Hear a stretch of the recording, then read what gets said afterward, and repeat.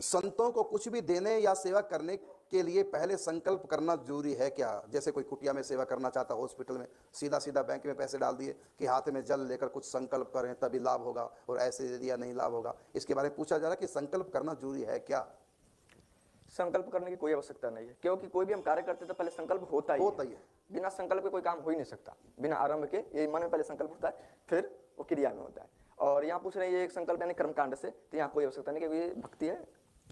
हाँ, यहाँ संकल्प करने को, वैसे संकल्प उठता, कोई भी हम कर्म करें पहले मन में संकल्प उठता है हम ये करें। बस वहां जो संकल्प किया जाए तो संकल्प का अर्थ हम कर तो रहे, लेकिन किस लिए? क्योंकि कर्म का फल तब तक नहीं मिलता जब तक उसका किस लिए किया गया, जब तक वो उसमें ऐड ना हो तब तक कर्म फलित नहीं होता। कोई मूर्छित अवस्था में है ना, उसका हाथ लगवा के हम दान करवा रहे हैं, समझना बात को। जो मूर्छित पड़ा है, मरने वाला व्यक्ति, उसने संकल्प तो नहीं किया, तो हाथ लगवा दिया, इसलिए उसको पुण्य नहीं लगेगा। फिर हम क्यों ऐसा करते हैं? क्योंकि उस मनुष्य ने संकल्प किया है कि इसका हाथ लग जाए तो ये पुण्य इसको प्राप्त हो जाए, तो तब भी उसको प्राप्त होगा, क्योंकि एक इंसान ने संकल्प कर लिया। तो इंसान अपना संकल्प करके किसी के लिए कर सकता है, तो वो फल उसको प्राप्त हो जाता है, समझिए ना। तो वहां भी संकल्प किया गया, लेकिन जानवर कभी संकल्प नहीं करते। इसलिए जानवरों को कर्म का फल, जानवर दान पुण्य करेंगे, मैं दान कर रहा हूं मुझको ये फल प्राप्त हो इसलिए दान कर रहा हूं, ये संकल्प नहीं करते। इसलिए देखोगा जब कर्मकांड की संकल्प, तो वहां पूछा जाता है कि मैं किस लिए कर रहा हूं, भगवत प्रीत्यर्थ या आत्म शांति हेतु किस लिए हम संकल्प कर रहे हैं। तो जिस लिए हम कर्म कर रहे हैं वो कर्म का फल वहां चला जाता है। अब गिरिराज की परिक्रमा दो व्यक्ति कर रहे हैं, एक व्यक्ति इसलिए कर रहा है मुझको भगवती प्राप्त हो, भगवान की चरणों की रज प्राप्त हो, तो एक व्यक्ति भगवत प्राप्ति के लिए परिक्रमा कर रहा है, एक व्यक्ति इसलिए कर रहा है कि मेरा रोग ठीक हो जाए। तो दोनों को एक ही फल मिलेगा कि अलग अलग? अलग अलग।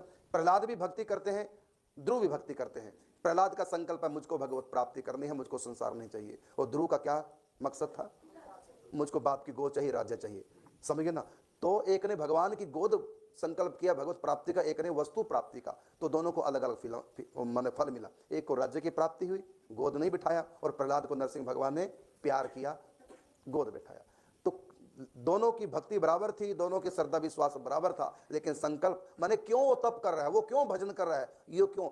देवता और दुनिया देखती है ये क्या कर रहा है, और भगवान देखते हैं ये क्यों कर रहा है, इसके अंदर संकल्प का किस लिए कर रहा है, उसके हिसाब से फल मिलता है। इसलिए हमारे यहाँ कर्मकांड की रीति से भी जब भी कुछ संकल्प करते हैं तो उसमें बोला जाता है कि मैं इसलिए ये कर्म कर रहा हूं, भगवत प्रीत्यर्थ कर्म कर रहा हूं, अमुक व्यक्ति की आत्मा की शांति के लिए कर्म कर रहा हूं। जैसे उदाहरण के लिए गोकर्ण जी संकल्प कर रहे हैं, किस लिए कथा कर रहे हैं बोलो?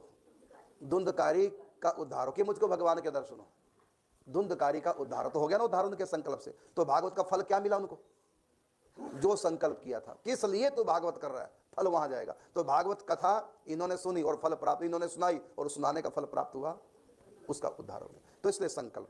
तो ऐसे कहा कि हम दान पुण्य करते हैं, क्या हाथ में जल लेके संकल्प करें तभी फल मिलेगा? इसका उत्तर है संकल्प तो आपका पहले हो ही चुका है। आप किस लिए दान पुण्य कर रहे हैं? तो दान कर रहे हैं आप इसलिए कि संतों की सेवा करने से भगवान प्रसन्न हो, बस हम तो भगवान की प्रसन्नता के लिए दान कर रहे हैं। ये संकल्प तो सबके मन में रहता ही है। कल्याण के लिए व्यक्ति संत सेवा करता है, और कई लोग सकाम भाव से भी संत सेवा करते हैं।